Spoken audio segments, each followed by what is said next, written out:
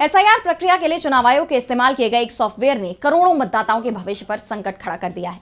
The reporters collective की report के मुताबिक बिना किसी पूर्व टेस्टिंग और लिखित दिशा निर्देशों के लागू किए गए इस मैपिंग सॉफ्टवेयर ने पश्चिम बंगाल में 1,31,00,000 और मध्य प्रदेश में 2,35,00,000 वोटरों को संदिग्ध घोषित कर दिया है। वहीं दूसरी तरफ ज्ञानेश कुमार इसे तकनीकी उपलब्धि बता रहे हैं। तो आखिर क्या कर रहा है चुनाव आयोग, जानेंगे इस रिपोर्ट में। चुनाव आयोग की तरफ से स्पेशल इंटेंसिव रिवीजन यानी एसआईआर के लिए इस्तेमाल किए गए एक नए सॉफ्टवेयर ने देश के करोड़ों वोटर्स के भविष्य पर सवालिया निशान लगा दिए हैं। द रिपोर्टर्स कलेक्टिव की एक रिपोर्ट में बिना किसी पूर्व टेस्टिंग और लिखित दिशा निर्देशों के लागू किए गए इस मैपिंग सॉफ्टवेयर ने पश्चिम बंगाल और मध्य प्रदेश जैसे राज्यों में वोटरों की एक बड़ी आबादी को संदिग्ध घोषित कर रेड फ्लैग करने का दावा किया गया है। रिपोर्ट के मुताबिक दिसंबर 2025 के मध्य तक पश्चिम बंगाल में लगभग 1.31 करोड़ वोटर्स को संदिग्ध माना गया। वहीं मध्य प्रदेश की बात करें तो यहां 2.35 करोड़ वोटर्स के डेटा में सॉफ्टवेयर ने लॉजिकल गड़बड़ी पाई। वहीं दूसरे राज्यों की बात करें तो बिहार समेत 10 अन्य राज्यों में भी करोड़ों वोटर्स पर इसी तरह का खतरा मंडरा रहा है।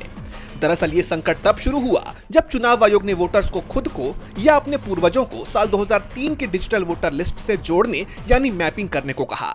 जानकारों का कहना है कि 20 साल पुरानी फिजिकल लिस्ट का डिजिटाइजेशन जल्दबाजी में किया गया और उसकी सटीकता की कोई जांच नहीं की गई।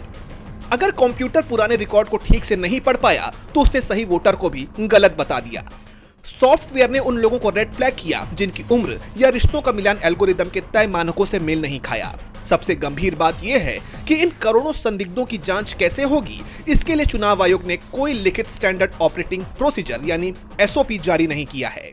सारा जिम्मा बूथ लेवल अधिकारियों पर छोड़ दिया गया है कि वो अपनी समझ से फैसला करें। पश्चिम बंगाल में संदिग्धों की संख्या अचानक घट गई, लेकिन ये कैसे हुआ, इसका कोई ट्रांसपेरेंट रिकॉर्ड उपलब्ध नहीं है।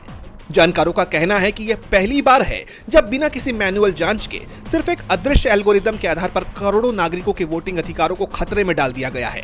जहां मुख्य चुनाव आयुक्त ज्ञानेश कुमार इसे टेक्निकल उपलब्धि बता रहे हैं, वहीं जमीन पर यह प्रक्रिया लाखों वैध वोटरों के नाम कटने का डर पैदा कर रही है। विपक्ष और प्राइवेसी एक्टिविस्ट अब इस सॉफ्टवेयर के ऑडिट और पूरी प्रक्रिया की पारदर्शिता की मांग कर रहे हैं। अब इस मामले में चुनाव आयोग क्या करता है, ये तो देखना होगा। डीबी लाइव की रिपोर्ट।